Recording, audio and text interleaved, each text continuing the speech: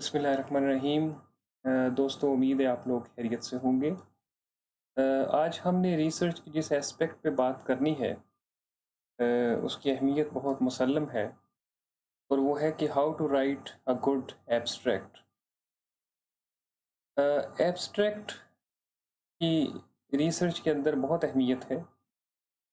बल्कि यूँ कहिए कि ये आपकी रिसर्च की एक रिफ्लेक्शन है, एक स्मॉल स्केल के ऊपर। और अगर आप एक अच्छा एब्स्ट्रैक्ट लिख पाते हैं, तो ये रिसर्च में, तहकीक में आपकी बहुत बड़ी कामयाबी है।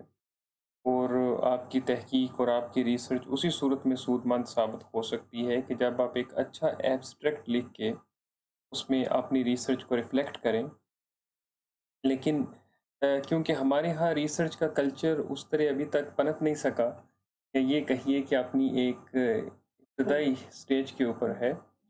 तो हमारे यहाँ अक्सर देखा गया है कि स्टूडेंट्स एब्स्ट्रैक्ट लिखते वक्त बहुत सी गलतियों का इर्तिकाब करते हैं, और बहुत सी ऐसी चीज़ें हैं जो उनको एक अच्छा एब्स्ट्रैक्ट कंसेप्चुलाइज करने में और उसको लिखने में उनके सामने जो रुकावटें पेश आती हैं, आज हम उनका जिक्र करेंगे। तो आइए मौजू की तरफ बढ़ते हैं। सबसे पहले तो इस बात से एब्स्ट्रैक्ट की अहमियत का अंदाज़ा लगाइए कि एब्स्ट्रैक्ट जो है ये एक मिनिएचर वर्शन है आपके थीसिस का या आपके आर्टिकल का। आपके आर्टिकल में भी एब्स्ट्रैक्ट होता है, आपके थीसिस में भी एब्स्ट्रैक्ट होता है। तो ये दर हकीकत एक मिनिएचर वर्शन है कि आपका जो थीसिस है या आर्टिकल है, वो तो बाद में पढ़ा जाएगा, उसको तो बाद में देखा जाएगा। पहली जो नज़र पड़ेगी वो तो एब्स्ट्रैक्ट के ऊपर पड़ेगी। तो आपके उन्वान के बाद, आपके टाइटल के बाद दूसरी सबसे ज़्यादा पढ़ी जाने वाली जो चीज़ है वो एब्स्ट्रैक्ट है। अब एब्स्ट्रैक्ट क्योंकि मिनिएचर वर्शन है, तो इसमें आपने कितनी कामयाबी के साथ आप अपने पूरे थीसिस को और पूरे रिसर्च आर्टिकल को रिफ्लेक्ट किया है। अब जितनी कामयाबी के साथ आपने रिफ्लेक्ट किया है, उतने ही ज़्यादा इम्कानात होंगे आपके एब्स्ट्रैक्ट के कामयाब होने के। कामयाब होने का मतलब ये है कि वो रीडर्स को इंगेज कर पाएगा, या जो थीसिस और आर्टिकल के अंदर जो कुछ आपने लिखा है उसकी बेहतर अंदाज में तर्जमानी कर पाएगा। तो यहाँ मिनिएचर वर्शन से एक और चीज़ भी सामने आती है कि चूँकि ये उसका मिनिएचर वर्शन है, इसलिए इसमें आपने जो कुछ लिखना है, वो बहुत सोच समझ के लिखना है। एक-एक लेटर, एक-एक वर्ड, एक-एक हरफ, एक-एक लफ्ज़, इवन के जो पंक्चुएशन मार्क्स हैं, वो भी काउंट होंगी, इसलिए कि आपके पास बहुत कम स्पेस है और आपने बहुत कुछ उसके अंदर कंप्रेस करना है। तो आइए उन गलतियों की तरफ चलते हैं, और उनको डिस्कस करते हैं जो हमारे यहाँ हमारे तलबा, हमारे रिसर्चर्स, हमारे स्कॉलर्स एब्स्ट्रैक्ट लिखने के दौरान इनका इर्तिकाब करते हैं। सबसे पहली गलती कहिए या कोताही कहिए, वो ये है कि हमारे यहाँ एब्स्ट्रैक्ट जो होते हैं, they are simply too abstract. बिल्कुल एब्स्ट्रैक्ट, वो इतनी उसमें एब्स्ट्रैक्शंस आ जाएंगी कि जो कारी है उसको समझने में दिक्कत पेश आएगी। तो तहकीक की ज़ुबान के अंदर जहाँ तक मुमकिन हो एब्स्ट्रैक्शन से बचिए। और आपका जो एब्स्ट्रैक्ट है वो तो कतन इस चीज़ को अफोर्ड नहीं कर सकता कि उसके अंदर आप एब्स्ट्रैक्ट टर्म्स में इंगेज करें अपने रीडर को। तो कोशिश कीजिए कि आपका एब्स्ट्रैक्ट जो है वो कंक्रीट टर्म्स में बात करे, वो बड़ी विजिबल टर्म्स में बात करे जिनकी आसानी के साथ समझ आ सके। उसके अंदर आप एब्स्ट्रैक्ट गुफ्तगू नहीं करेंगे, उसमें कोई एब्स्ट्रूस या पुरस्रार किस्म के अल्फाज व मानी और पेचीदा इस्तिलाहात और टर्मिनोलॉजीज़, ये इनका ज़िक्र आप वहाँ पे नहीं करेंगे। इनके लिए आपके पास थीसिस में, आर्टिकल में सफिशिएंट स्पेस होगी, वहाँ जाके आप उनको बयान भी कर सकते हैं और आप उनकी तशरीह भी कर सकते हैं। याद रखिए, जहाँ पर आप कोई पेचीदा इस्तिलाह इस्तेमाल करते हैं, तो वो पेचीदा इस्तिलाह जो है वो अपनी तशरीह का तकाज़ा करती है। लेकिन एब्स्ट्रैक्ट में आपके पास जगह नहीं है कि आप पेचीदा इस्तिलाहात और टर्मिनोलॉजीज़ और टेक्निकैलिटीज़ और जार्गन और ये चीज़ें लिखते फिरें, फिर उनकी तशरीहात में उलझते फिरें। क्योंकि आपके पास जो स्पेस आपको दी गई है वो बहुत महदूद है और उसके अंदर रहते हुए आपने बात करनी है। तो पहले तो ये ज़हन में रखिए कि आपका जो एब्स्ट्रैक्ट है वो एब्स्ट्रैक्ट ना हो, बिल्कुल मुजर्रद अंदाज में ना लिखा जाए बल्कि कंक्रीट हो। उसमें टर्मिनोलॉजीज़, इस्तिलाहात, पेचीदा इस्तिलाहात, टेक्निकैलिटीज़, तकनीकी मामलात में ज़्यादा ना उलझाएँ अपने कारी को। उसके लिए आपके पास थीसिस में जगह होगी, बल्कि यहाँ पर आप कंक्रीट और दो टोक अंदाज में, आम फहम अंदाज में बात करें। लेकिन इसका मतलब हरगिज़ ये नहीं है कि आप अपनी रिसर्च को एक लेमैन के लेवल पर ले आएँ, क्योंकि आफ्टर ऑल जो रिसर्च है वो एक स्पेशलाइज्ड एक्टिविटी है और उसके जो ऑडियंस हैं वो भी स्पेशलाइज्ड होते हैं। लेकिन ये आपने इस चीज़ का ख़्याल रखना है कि किस तरह आप ये तवाज़ुन कायम रखते हैं अपने एब्स्ट्रैक्ट के अंदर कि उसमें टेक्निकैलिटीज़ भी इतनी ज़्यादा ना हों और बिल्कुल आप उसको ओवर सिम्प्लीफाइड एक लेवल पर भी ना ले आएँ। इसके दौरान आपने इसके इसके दरमियान आपने तवाज़ुन रखना है। यही डेलिकेट बैलेंस जो है आपकी सक्सेस की मेजर है। इसी से पता चलेगा कि आपने कितनी कामयाबी हासिल की। दूसरा ये याद रखिए कि ठीक है, इस पे तो कोई दूसरी राय नहीं है कि एब्स्ट्रैक्ट टेक्निकल ऑडियंस के लिए लिखा जाता है, स्पेशलाइज्ड ऑडियंस के लिए लिखा जाता है। लेकिन नॉलेज के अंदर, रिसर्च के अंदर इतनी एक्सपेंशन हो चुकी है, इतनी डिवीजन्स और सब डिवीजन्स आ चुकी हैं कि अब आपके जो स्पेशलाइज्ड जो आपके ऑडियंस हैं वो महदूद, बहुत महदूद हो चुके होंगे। तो क्योंकि इंटरडिसिप्लिनरी रिसर्च का दौर है, हम इंटरडिसिप्लिनरी रिसर्च को बहुत प्रमोट भी करते हैं, उसकी बात भी करते हैं। तो लिहाजा इस चीज़ का ख्याल रखिए कि अगर आपने उसमें जार्गन्स, टर्मिनोलॉजीज, इस्तिलाहात की भरमार कर दी है तो आपकी जो रिसर्च की वैल्यू है वो बिल्कुल एक टनल विजन में तो हो सकती है, टनल विजन पर्सपेक्टिव में तो हो सकती है, लेकिन इंटरडिसिप्लिनरी पैराडाइम में जो कि हमारा कंटेम्प्रेरी पैराडाइम है उसके अंदर आप उसकी वैल्यू के ऊपर, उसकी कंप्रीहेंसिबिलिटी के ऊपर, उसकी तफहीम के ऊपर आप बहुत बड़ा समझौता करने जा रहे हैं। तो मैं यही मशवरा दूँगा आपको कि कोशिश करें कि इसमें इस्तिलाहात में मत उलझें। इस्तिलाहात, टेक्निकैलिटीज़, टर्मिनोलॉजीज़ जो हैं वो यहाँ ना, उनका ज़िक्र यहाँ मत कीजिए, बल्कि यहाँ जो भी बात हो वो दो टोक, कंक्रीट और आम फ़हम अंदाज में हो, ताकि आपके जो क़ारीन हैं, जो आपको पढ़ना चाह रहे हैं, जो रीडर्स हैं, वो आपकी बात को समझ सकें। अ, हमने अक्सर ये देखा है एकेडेमिया में, हमारे यहाँ ये होता है कि रिसर्चर्स, स्कॉलर्स, स्टूडेंट्स वो एब्स्ट्रैक्ट को पोस्टपोन कर देते हैं और कहते हैं कि हम सबसे आखिर में लिखेंगे। तो ठीक है, हकीकत में यही है कि एब्स्ट्रैक्ट एक ऐसा डॉक्यूमेंट है, एक ऐसी एक्टिविटी है जो हम बिल्कुल आखिर में जाके सर अंजाम देते हैं। लेकिन इसका एक दूसरा पहलू भी है। जब आप एब्स्ट्रैक्ट को बिल्कुल आखिर में ले जाते हैं तो याद रखिए आपके थीसिस की अहमियत और आपके एब्स्ट्रैक्ट की अहमियत बराबर है। यानी कि अगर आप एक पलड़े में गैर एब्स्ट्रैक्ट के अपना थीसिस रखेंगे और दूसरे पलड़े में उसका एब्स्ट्रैक्ट रखेंगे तो दोनों पलड़े अफादियत के एतबार से बराबर होंगे। यही हाल आपके आर्टिकल का है। जितनी अहमियत आपके आर्टिकल की है बगैर एब्स्ट्रैक्ट के, उतनी ही अहमियत अकेले एब्स्ट्रैक्ट की है। तो ये एक तो ये देखिए कि आपका एब्स्ट्रैक्ट जो है वो इक्वली इम्पोर्टेंट है आपके थीसिस की और आपके आर्टिकल की। बल्कि अगर ये कहा जाए कि ज़्यादा इम्पोर्टेंट है तो ये मुबालगा नहीं होगा। लेकिन चलिए, तो हमारे यहाँ ये देखा गया है कि स्टूडेंट उसको एक एंड एक्टिविटी के तौर पे पोस्टपोन कर देते हैं और जब वो सारी तहकीक कर चुके होते हैं फिर आखिर में आके वो एब्स्ट्रैक्ट लिखने बैठते हैं। किसी आफ्टरनून में, किसी सुबह वो बैठेंगे और एब्स्ट्रैक्ट लिखना शुरू कर देंगे। लेकिन आप तसव्वुर कीजिए कि उस वक़्त तक वो कितना कुछ भूल चुके हैं।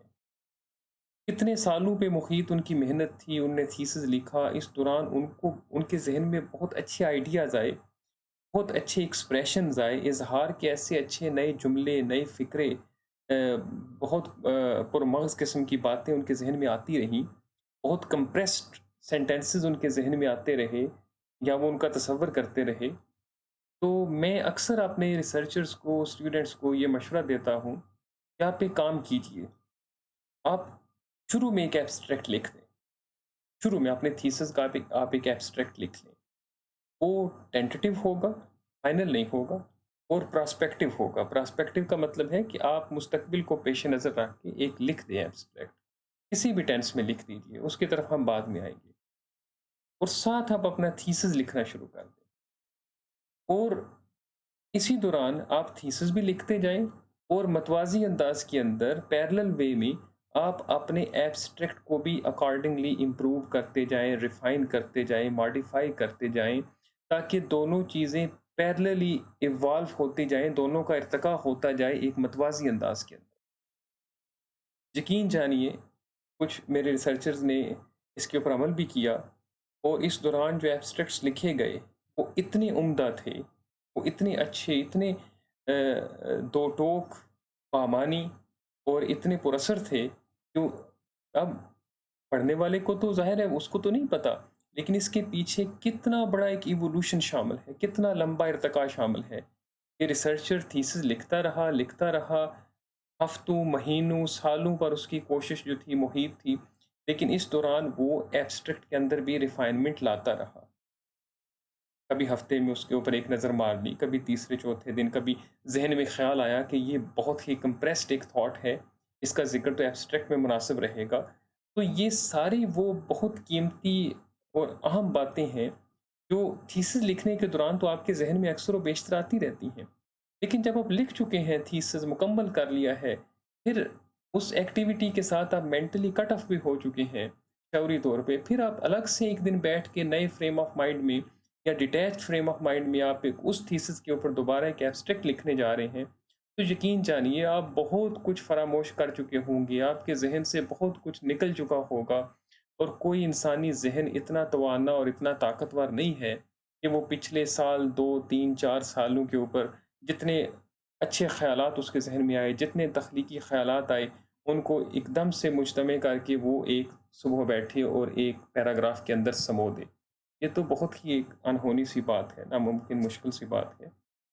तो एक जो मशवरा आपके लिए है, सबके लिए, आप शुरू में एक एब्स्ट्रैक्ट लिख दें, रफ़ होगा, बहुत बुनियादी होगा, सिंपल होगा, उसमें बहुत सी चीज़ें नामुकम्मल होंगी, इम्परफेक्ट होगा, डज़न्ट मैटर, आप लिख दीजिए। और भले 2 पैराग्राफ लिख दीजिए, 3 पेजेज़ लिख दें, कोई बात नहीं। आहिस्ता-आहिस्ता उसमें रिफ़ाइनमेंट आती जाएगी। इसलिए मैंने ये लफ्ज़ यूज़ किया है पैरेलल इवोल्यूशन। आपके एब्स्ट्रैक्ट का इवोल्यूशन पैरेलल होना चाहिए आपके थीसिस के साथ या आपके आर्टिकल के साथ। आगे चलिए। बम्बार्डमेंट ऑफ टेक्निकलिटीज़, टर्मिनोलॉजीज़ और डेटा, इस पे मैंने शुरू में बात कर दी, तो प्लीज़ अपने रीडर को स्पेयर कीजिए, उसमें टेक्निकलिटीज़ और टर्मिनोलॉजीज़ बम्बार्डमेंट जो है, इससे इज्तनाब बरतिए। प्रेज़ेंस ऑफ कीवर्ड देखिए, आपका जो आर्टिकल है, अब जिस तरह हम एक रिसर्च साइटेशन के दौर में रह रहे हैं, इम्पैक्ट फैक्टर एज में रह रहे हैं, कल को आपका थीसिस या आपका आर्टिकल जो आपने एब्स्ट्रैक्ट लिखा है, वो डिफरेंट इंडेक्सिंग एब्स्ट्रैक्टिंग एजेंसीज़ के पास जाएगा, वो उसको इंडेक्स करेंगी, उसकी एब्स्ट्रैक्टिंग होगी आपके थीसिस की, आपके आर्टिकल की, लोग आपके आर्टिकल को पढ़ेंगे। तो आपके आर्टिकल में कुछ ना कुछ कीवर्ड्स होने चाहिए। ऐसा ना हो कि आपके जो कीवर्ड्स हैं, they are not featuring in your abstract. तो हमने देखा है कि पाँच दफ़ा हमारे स्टूडेंट्स वो इस चीज़ का ध्यान नहीं रखते। वो कीवर्ड्स की आखिर में एक लिस्ट दे देते हैं, जैसा कि रिक्वायरमेंट होती है कि आप पहले एब्स्ट्रैक्ट लिखिए, नीचे कीवर्ड्स को इन लिस्ट कर दें 5, 6, 7। देखिए वो ठीक है, वहाँ पे आपने उनको इन लिस्ट कर दिया, लेकिन उनका ज़िक्र ऊपर आर्ट एब्स्ट्रैक्ट के अंदर भी होना चाहिए। और वो एब्स्ट्रैक्ट फ़ाल्टी है, नाक़िस है, जिसके अंदर कीवर्ड्स का इस्तेमाल नहीं है। यानी आप खुद इस तज़ाद को देखिए कि आपने एक एब्स्ट्रैक्ट लिखा, उसके अंदर कीवर्ड्स का ज़िक्र नहीं किया, लेकिन जब आप उस एब्स्ट्रैक्ट को लिख चुके, नीचे आपने फ़हरिस्त में एक छोटी-सी फ़हरिस्त बना के उनका ज़िक्र कर दिया। तो ये कितना बड़ा तज़ाद है। वो कैसे वो आपके कीवर्ड्स हो सकते हैं जिनको इस्तेमाल किए बगैर आपने अपना आर्टिकल अपना एब्स्ट्रैक्ट लिख दिया। तो अब कीवर्ड्स कैसे सिलेक्ट किए जाते हैं, उसका बहुत से तरीके हैं, कंप्यूटर की मदद से भी, वैसे भी इसके ऊपर हम बाद में कभी बात करेंगे। लेकिन आपके जो कीवर्ड्स हैं वो आपके आर्टिक एब्स्ट्रैक्ट के अंदर उनका मौजूद होना लाज़मी है। तो इस चीज़ का भी ध्यान रखें कि आपके जो कीवर्ड्स हैं, नीचे उनको इनलिस्ट कर देना कीवर्ड्स की हेडिंग के साथ, वो काफ़ी नहीं है, बल्कि they should prominently feature inside your abstract. ये बहुत ही अहम एक पहलू है और मैं चाहूँगा कि आप इस पे ज़रा गौर करें। आपने कितनी दफ़ा ऐसा देखा होगा, आपने बहुत से ऐसे एब्स्ट्रैक्ट देखे होंगे जिसके अंदर साइटेशंस मौजूद होती हैं, इन टेक्स्ट साइटेशंस।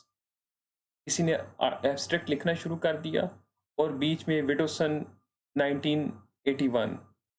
अब देखिए, ये बात हमेशा याद रखने वाली है कि आपका जो एब्स्ट्रैक्ट है वो एक स्टैंड अलोन डॉक्यूमेंट है। स्टैंड अलोन डॉक्यूमेंट का मतलब है कि वो सेल्फ कंटेन्ड डॉक्यूमेंट है, या उसको सेल्फ कंटेन्ड होना चाहिए, क्योंकि जितनी भी एब्स्ट्रैक्टिंग और इंडेक्सिंग एजेंसीज हैं जो आपके आर्टिकल का जो डेटा है उसको प्रोसेस करती हैं डिजिटल फॉर्म में, वो आपके आर्टिकल तक तो हर किसी को एक्सेस नहीं देती। और अगर वो कॉपीराइटेड है तो फिर उस पर उसकी एक्सेस रिस्ट्रिक्टेड होगी। लेकिन अक्सर ये देखा गया है कि एब्स्ट्रैक्ट जो होता है वो पब्लिक डोमेन में होता है, वो ओपन डोमेन में होता है, उसको हर कोई एक्सेस कर सकता है। तो जो आपका एब्स्ट्रैक्ट है वो, उसमें सेल्फ रेफरेंसिंग तो हो सकती है, वो आप सेल्फ कंटेन्ड हो, अपने अंदर उसका मफ़हूम मुकम्मल हो, लेकिन अपने से बाहर वो किसी चीज़ की तरफ इशारा ना करे। आप किसी साइटेशन को इस सेंस में इंक्लूड नहीं कर सकते कि आपका आर्टिकल आपका एब्स्ट्रैक्ट पढ़ने के बाद किसी को आपकी बिब्लियोग्राफी देखने की ज़रूरत पड़े, क्योंकि याद रखिए, एब्स्ट्रैक्ट जो है वो बिब्लियोग्राफी के ऊपर डिपेंडेंट नहीं होता। आपके जो एंड रेफरेंसेस हैं उनके ऊपर वो डिपेंडेंट नहीं है। इसलिए आपका जो एब्स्ट्रैक्ट है उसके अंदर साइटेशंस आपने बिल्कुल शामिल नहीं करनी, बल्कि ये एक टेक्निकल फ्लॉ है। आपके एब्स्ट्रैक्ट के अंदर कोई कोटेशन, कोई साइटेशन अगर मौजूद है, तो जो आपका रिव्यूअर है, वो एक बहुत ही निहायत कमज़ोर तासुर आपके बारे में पैदा होगा। इस रिसर्चर को इतना इल्म नहीं है कि जो एब्स्ट्रैक्ट है वो एक स्टैंड अलोन डॉक्यूमेंट है और इसके अंदर इसने साइट किया हुआ है, इन टेक्स्ट साइटेशन मौजूद है। बल्कि हमारे यहाँ तो मैंने तो अक्सर व बेशतर ये भी देखा है कि पीएचडी के एब्स्ट्रैक्ट के अंदर मैंने कोटेशंस, अक़वाले ज़री तक हमने देखे हैं। तो अक़वाले ज़री की इसका कोई जवाज़ नहीं बनता आपके एब्स्ट्रैक्ट के अंदर। कहीं रिसर्च में आप लिख पाएँ तो लिख पाएँ, वो भी बहुत एहतियात के साथ। लेकिन मेरे तजर्बे और मेरे मुशाहिदे से ये चीज़ें गुज़री हैं कि हमने कोटेशंस और इस तरह के कोट्स और अक़वाले ज़री जो है, प्रोवर्ब्स और इस तरह की चीज़ें हमने एब्स्ट्रैक्ट में देखी हैं, और ये बहुत हॉरिबल चीज़ है। आपका abstract without any citation, quotation, उसमें कोई फुटनोट, कोई एंड नोट, कुछ भी नहीं होना चाहिए, बल्कि वो एक stand alone self contained document हो, ताकि कल को कोई रिसर्चर, कोई स्कॉलर अगर सिर्फ आपके एब्स्ट्रैक्ट तक रसाई हासिल कर पाता है किसी इंडेक्सिंग एब्स्ट्रैक्टिंग एजेंसी की वेबसाइट को देखते हुए, तो वो उसको मुकम्मल तौर पे सेल्फ कंटेन्ड वे में समझ पाए। उसको ये ज़रूरत ना पड़े कि वो फिर किसी बिब्लियोग्राफी के पीछे भागता फिरे या किसी सोर्स के पीछे भागता फिरे, क्योंकि ये जो कुछ भी होगा, ये फिर उसी के अंदर उसका मानी और मफ़हूम जो है वो मुकम्मल अंदाज में पाया जाना चाहिए। ये एक और हमने अक्सर नोट किया है, हमारे स्टूडेंट्स वो एक्रोनिम्स और एब्रिविएशंस शामिल कर देते हैं अपने एब्स्ट्रैक्ट के अंदर। तो देखिए, ये भी एक कमज़ोर एब्स्ट्रैक्ट की अलामत है। उसके अंदर एक्रोनिम्स, एब्रिविएशंस बिल्कुल नहीं होने चाहिए। हद्दुल वसा कोशिश करें कि आपके एब्स्ट्रैक्ट में कोई एक्रोनिम, कोई एब्रिविएशन ना आए। या तो ऐसा हो कि कोई एक्रोनिम्स, एब्रिविएशंस इतने स्टैंडर्ड हैं, इतने मशहूर व मारूफ हैं, जैसे नेटो है या ओआईसी है, चलें फिर तो उस पे तो कोई किसी को तशवीश नहीं है। लेकिन एक्रोनिम्स और एब्रिविएशंस का मामला बड़ा पेचीदा है।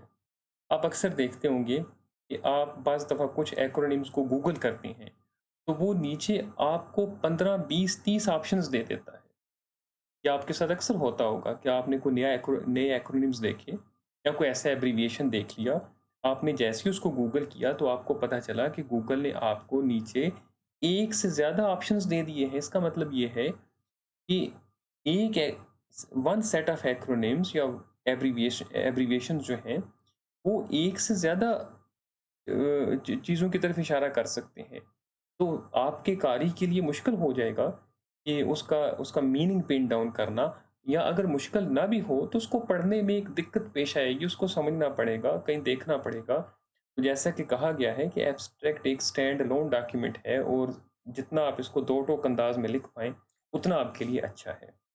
अच्छा, यहाँ पाकिस्तान में तो हमने एक और चीज़ भी देखी है कि स्टूडेंट्स, हमारे स्कॉलर्स, एडवांस्ड लेवल के स्कॉलर्स, एमफिल और पीएचडी लेवल के स्कॉलर, इंतहाई नॉन स्टैंडर्ड एक्रोनिम्स अपने एब्स्ट्रैक्ट में लिख देंगे, जिनका शायद एक लोकलाइज्ड कॉन्टेक्स्ट में तो कोई मफहूम बनता हो, लेकिन इंटरनेशनल स्टैंडर्ड कॉन्टेक्स्ट में शायद उनका कोई इस्टेब्लिश्ड मफहूम ना बनता हो। तो यूनिवर्सिटीज़ के नाम हैं, नमल है, नस्ट है, ठीक है, और इस तरह की यूनिवर्सिटीज़ हैं। तो आप प्लीज़ इनको पूरा लिखिए, इनका नाम लिखिए। अब नमल या नेस्ट या अल्लामा इकबाल, AIOU, ये पाकिस्तान में तो लोगों को पता है। लेकिन जब आप इंटरनेशनल ऑडियंस को एड्रेस कर रहे हैं, इम्पैक्ट फैक्टर एज में आप रह रहे हैं, आपकी रिसर्च जो है इंटरनेशनल लेवल के ऊपर उसकी एक पहचान होगी। कल को वो डिजिटली जब उसकी डॉक्यूमेंटेशन होगी, तो that will not stay inside the boundaries of Pakistan, that will go everywhere. तो इससे बचें आप, इससे इज्तनाब करें।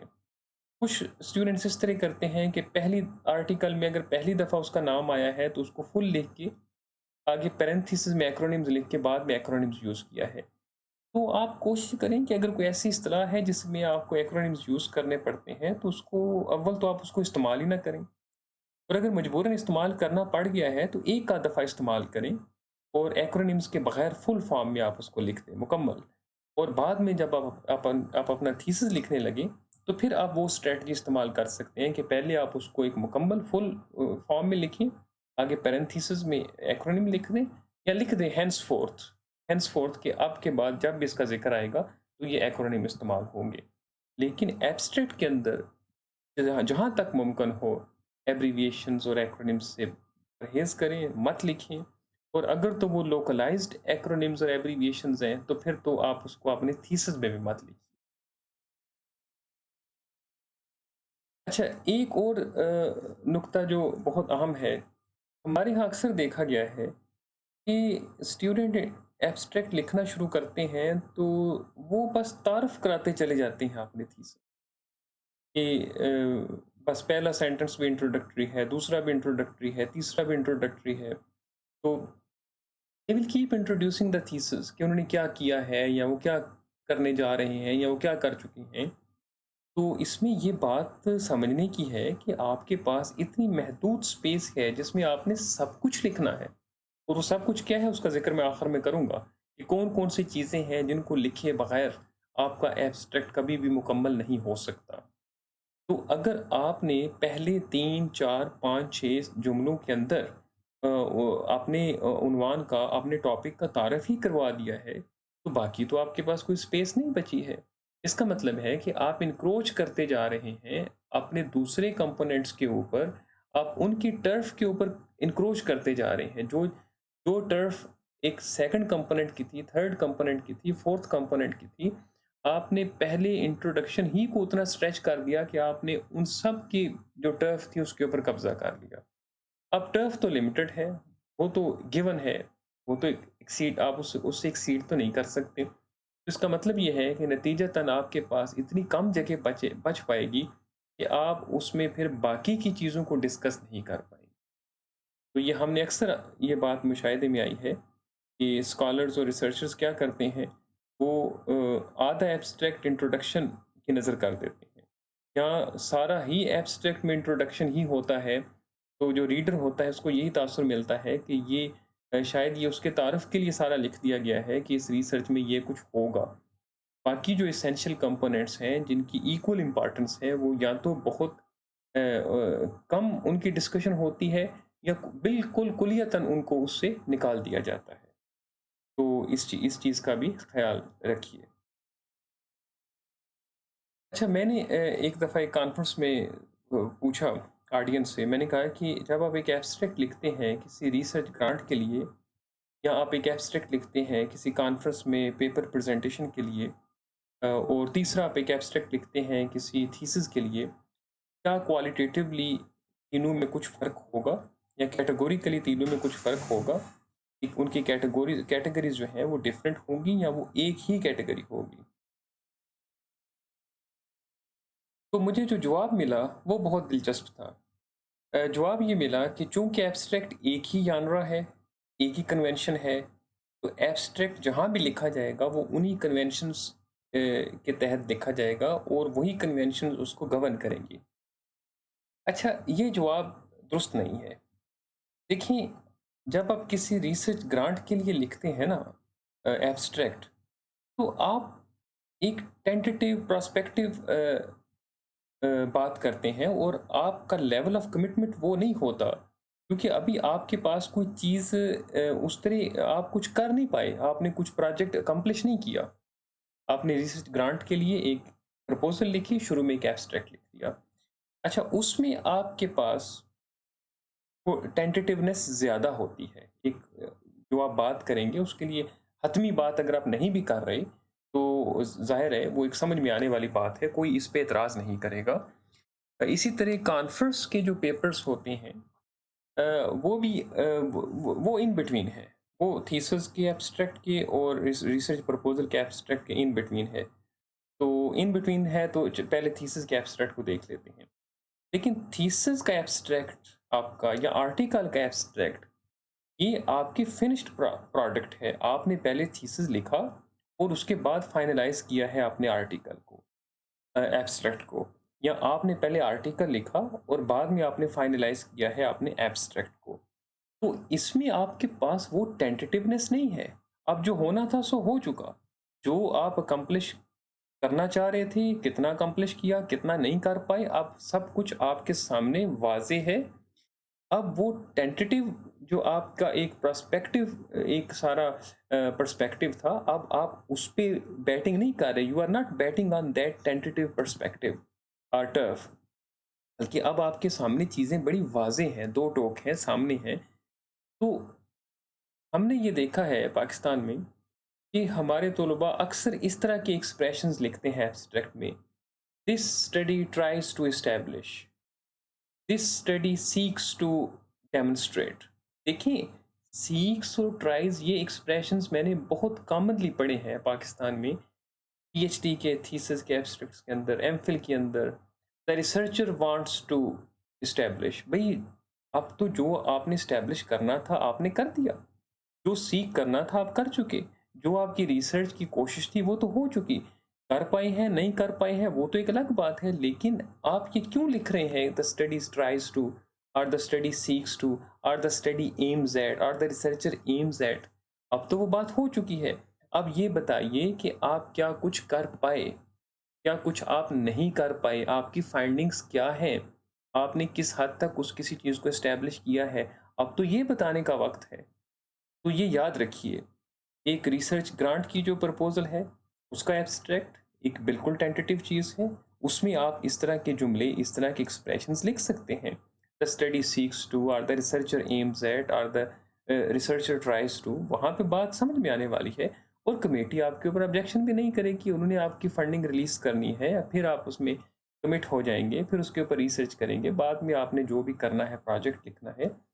लेकिन थीसिस के अंदर आपकी ये टेंटेटिवनेस थीसिस के एब्स्ट्रैक्ट में बिल्कुल अनएक्सेप्टेबल है।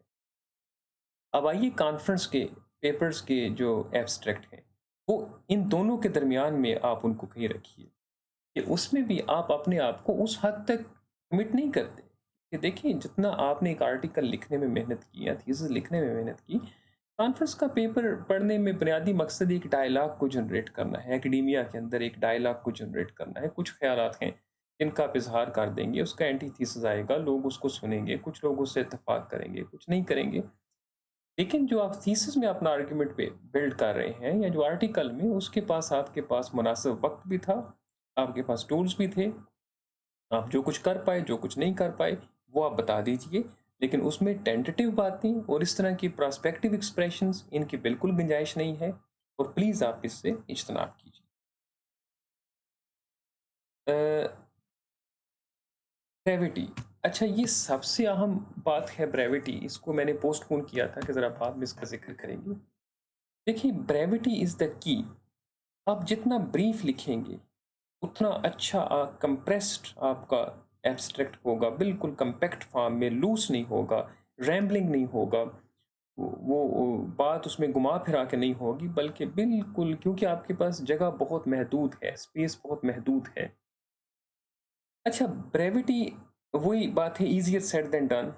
कह देना तो बहुत आसान है, लेकिन भई इख्तिसार के साथ कैसे लिखा जाए? इख्तिसार के साथ लिखना तो एक बहुत बड़ा आर्ट है, एक स्किल है। देखिए, ये आर्ट है, ये स्किल है, और ये उस दिन आप नहीं सीखेंगे जिस दिन आप एब्स्ट्रैक्ट लिखने या फाइनलाइज़ करने बैठेंगे। हमारे यहाँ अलमिया ये है कि हमारे यहाँ स्टूडेंट्स जो है वो जिस दिन बैठेंगे लिखने के लिए एब्स्ट्रैक्ट, तो फिर वो ब्रेविटी के लिए कोशिश करते हैं कि जी इसमें ब्रेविटी लाई जाए, इसमें किस तरह इसको ब्रीफ किया जाए, किस तरह इसको कंसाइज किया जाए। हालांकि देखिए, ब्रेविटी के लिए you need long term training. उसके लिए एक ट्रेनिंग की ज़रूरत है, उसके कुछ मैकेनिकल एस्पेक्ट्स हैं जो आपको आने चाहिए, कुछ उसके कंसेप्चुअल एस्पेक्ट्स हैं जो आपको आने चाहिए। कंसेप्चुअल एब्स्ट्रैक्ट में पहले आपने अपनी सोच को ट्रिमिंग करनी है। ये एक मेंटल एक्टिविटी है। अब ये बिल्कुल एक अलग पैराडाइम है कि आपने अपनी how to trim your thought. Unless you trim your thought you cannot trim your words. अब जब आप अपनी सोच की ट्रिमिंग कर लेंगे, उसकी काट छांट कर लेंगे, फिर कुछ मैकेनिकल चीज़ें हैं, वो रिचुअलिस्टिक हैं कि अब आपने ज़ुबान, अपने अल्फाज, अपने जुमलों को कैसे ट्रिम करना है। तो ये एक बड़ी दिलचस्प एक एक्टिविटी है। इंशाल्लाह इसके ऊपर भी हम मुस्तकबिल में कुछ वीडियोस बनाएंगे कि ब्रेविटी में इस तरह कंसेप्चुअल ट्रिमिंग और मैकेनिकल ट्रिमिंग और इन दोनों को कोरिलेट करके हम ब्रेविटी को अचीव कर सकते हैं कि हम अपनी सोच के अंदर इख्तिसार लाया जाए, और अल्फाज जो हैं वो मुख्तसर कम से कम इस्तेमाल किए जाएं। लेकिन याद रखिए, ये जो ब्रेविटी है ये क्वांटिटेटिव है, क्वालिटेटिव नहीं है। आप क्वालिटी के ऊपर कंप्रोमाइज़ नहीं करते। ग्रेविटी का मतलब ये नहीं है कि आपने इंतहाई अहम गुफ्तगू का आधा हिस्सा काट के फेंक दिया, वो ब्रेविटी नहीं है, वो आप कुर्बानी दे रहे हैं अपने आर्ग्यूमेंट की, अपने थीसिस की। तो ब्रेविटी का मतलब ये है कि without compromising your quality you are trimming the quantity.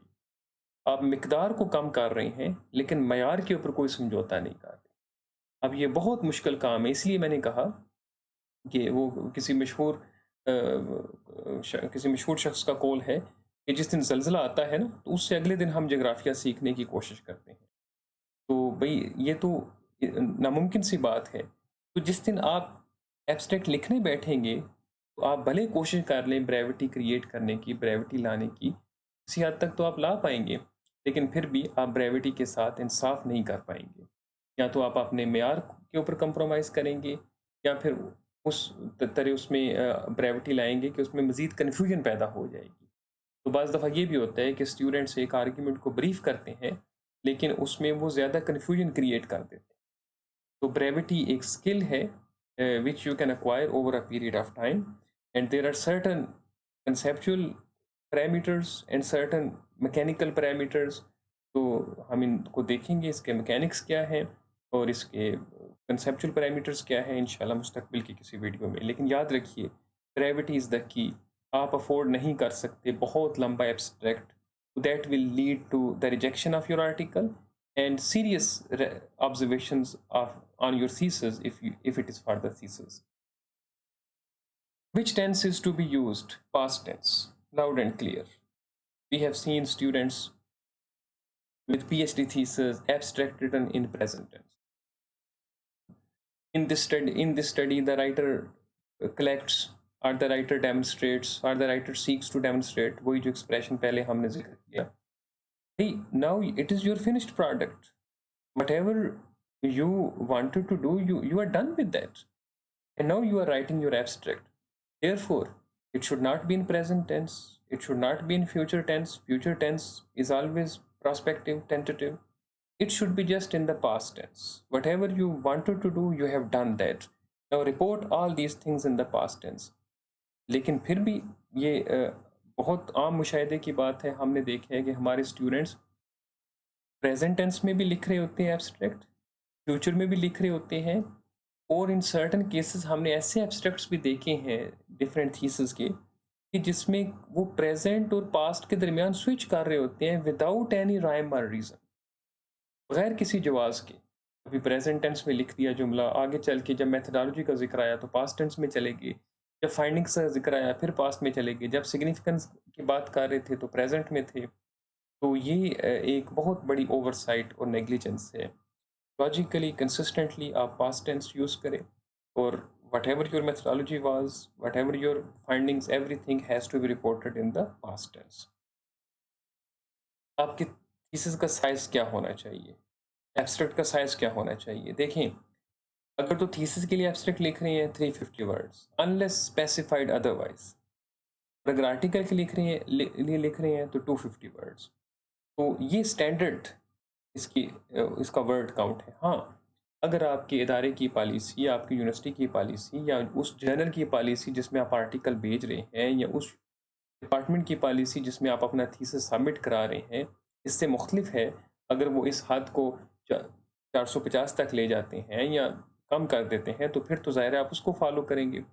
लेकिन अगर उनकी तरफ से हार्ड एंड फास्ट कोई प्रिस्क्रिप्शन इसके ऊपर नहीं है, तो फिर आपका जो थीसिस है उसकी आइडियल जो वर्ड काउंट है वो 350 वर्ड्स है, और आपका जो आर्टिकल है उसकी जो आइडियल वर्ड काउंट है वो 250 वर्ड्स है। Visual coherence is very important. One paragraph, your abstract should be one paragraph. अब दोबारा कोई, हमने जो यहाँ पे देखा है पाकिस्तान के अंदर, कि स्टूडेंट्स जो हैं वो बस दफ़ा 2 पैराग्राफ्स लिख देते हैं, 3 पैराग्राफ्स लिख देते हैं, छोटे-छोटे पैराग्राफ्स लिख देते हैं। देखिए, कोहेरेंस के साथ-साथ एक चीज़ होती है जिसको हम कहते हैं विजुअल कोहेरेंस। तो विजुअल कोहेरेंस उसी वक़्त होगी कि जब आपका abstract self contained stand alone one paragraph है। तो कोशिश करें कि आपका जो एब्स्ट्रैक्ट है वो हमेशा एक पैराग्राफ की शक्ल में पेज के ऊपर सामने विज़िबल हो। ये आइडियल एब्स्ट्रैक्ट है। ये आइडियल एब्स्ट्रैक्ट है। आइए ज़रा देखते हैं कि हमने इसको आइडियल क्यों कहा है, ठीक है? और इसमें हम इससे क्या सीख सकते हैं? बेसिकली ये एब्स्ट्रैक्ट लैंग्वेज लर्निंग का है, कि जो इमिग्रेंट्स बच्चे अमेरिका में जाते हैं, उनको लैंग्वेज लर्निंग में उनकी सक्सेस रेट क्या है, और जिनके घरों में अंग्रेज़ी बोली जाती है या ज़बरदस्ती अंग्रेज़ी बोली जाती है क्योंकि वो एक नए कल्चर में जाते हैं, तो उनका ड्रॉप आउट रेट स्कूल से क्या है? क्या उनको कामयाबी मिलती है ज़्यादा, या दूसरे बच्चों को जो अपना लोकल जो कल्चर है उसको भी साथ लेके चलते हैं, या उनको ज़्यादा कामयाबी मिलती है जो बिल्कुल अमेरिकन कल्चर को एम्ब्रेस कर लेते हैं? तो ये उसके ऊपर बेसिकली एक आर्टिकल है। तो आइए ज़रा इसको देखते हैं। Conventional assimilation theory, which holds that immigrant children enjoy greater educational achievement as they become American, has begun to be disputed for the children of recent immigrants. This study uses data from the 1990 public use microdata samples to examine how retaining an immigrant culture lowers school dropout rates among 8 of the largest Asian and Arab groups in the United States: Pakistanis, Chinese, Indians, Afghans, Japanese, Saudis, Iraqis, and Syrians. Language use, household language, and presence of immigrants in the household are used as measures of exposure to immigrant culture. Overall, the study found that these measures have similar effects on these diverse groups. Bilingual students are less likely to drop out than those who speak only English. Students in bilingual households are less likely to drop out than those in English dominant or English limited households, and students in immigrant households are less likely to drop out than without immigrants in their households. These findings suggest that, contrary to straight line assimilation theory, those who enjoy the greatest educational success are not those who have abandoned their ethnic cultures and are most accultured. Rather, bicultural youths who can draw resources from both the immigrant community and the mainstream society appear to be best situated to enjoy educational success. अब ये जो abstract है,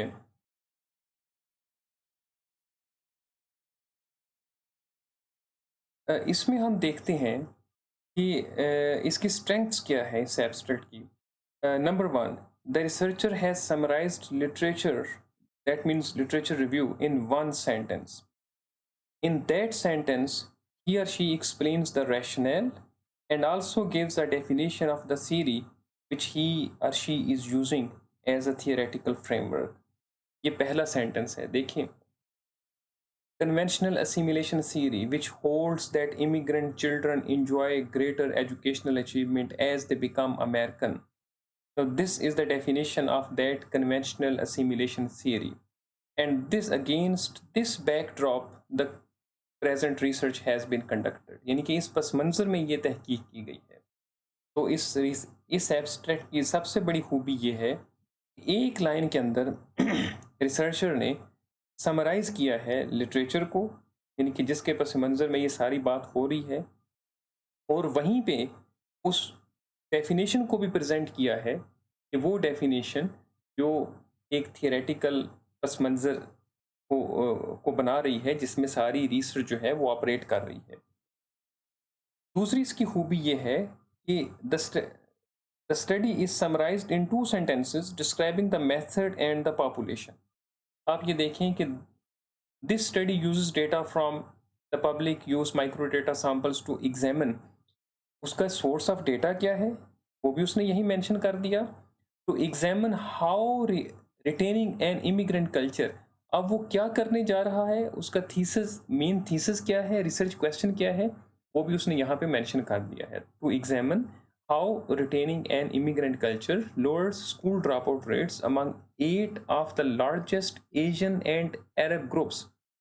और इसी एक जुमले के अंदर उसने अपनी पॉपुलेशन भी वाज़े कर दी है कि इस रिसर्च के लिए जो पॉपुलेशन है वो कौन सी है.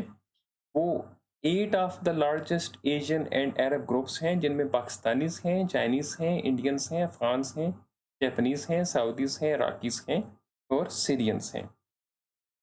तीसरी इसकी स्ट्रेंथ ये है कि all the three findings are carefully detailed.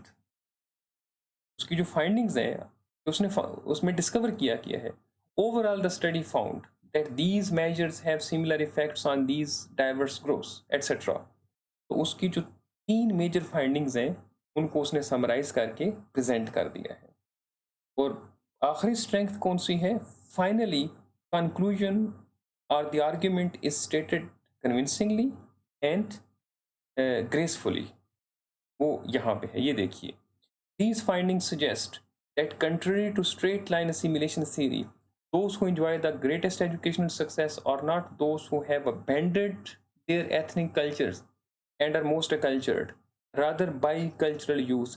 तो ये उसने अपने कंक्लूजन को या अपना जो मेन आर्ग्यूमेंट है उसको रीस्टेट किया है आखिर में जाके with conviction and grace.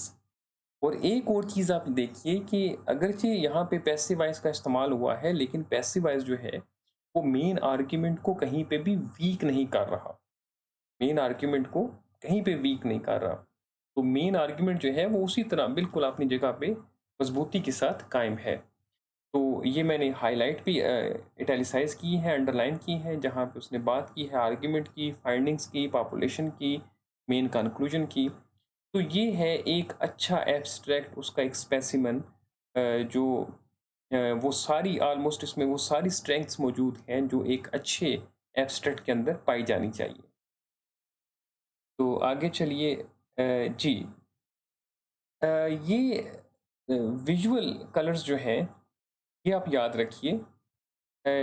Visual scheme अगर आप ऐसा कर सकें, this is how I do, ये मेरा अपना तरीक़ाकार है. मसलन शुरू में आपने उसका बैकग्राउंड दे दिया, फिर आपने उस जो आप का थीसिस स्टेटमेंट है, आर्गुमेंट है, वो आपने दे दिया, फिर उसके बाद आपने ज़िक्र कर दिया मेथडोलॉजी का, और आखिर में आपकी फाइंडिंग्स आ गई. ये मेन चीज़ें हैं जिनका अभी नेक्स्ट स्लाइड में ज़िक्र होगा. तो आप हर एक को अलग अलग कलर दे दें.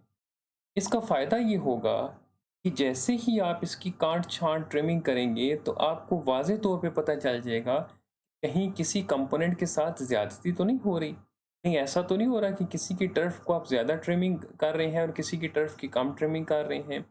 तो ये एक मोर और लेस आपको एक उसके अंदर एक तवाज़न, एक इंटरनल बैलेंस लाने के लिए ये आपकी मदद करेगी ये कलर स्कीम। तो ये मेरा अपना एक पर्सनल स्ट्रेटजी है कि when I right abstract, so this is what I do, and this is time tested.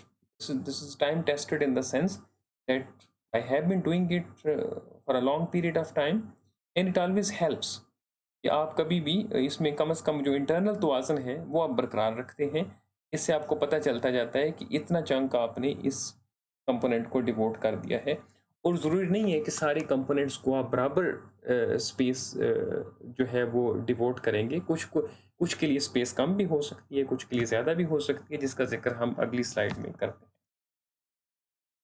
तो जनाब ये वो डिफरेंट पार्ट्स ऑफ एब्स्ट्रैक्ट हैं जो हर एब्स्ट्रैक्ट के अंदर मौजूद होने चाहिए। Number 1, background. Just a sentence or two about the background. जिस तरह अभी मैंने आपको एब्स्ट्रैक्ट दिखाया तो इसमें भी एक बैकग्राउंड है। कन्वेंशनल सिमुलेशन थ्योरी, अब ये वो बैकग्राउंड है, इस पस मंज़र में बात हो रही है।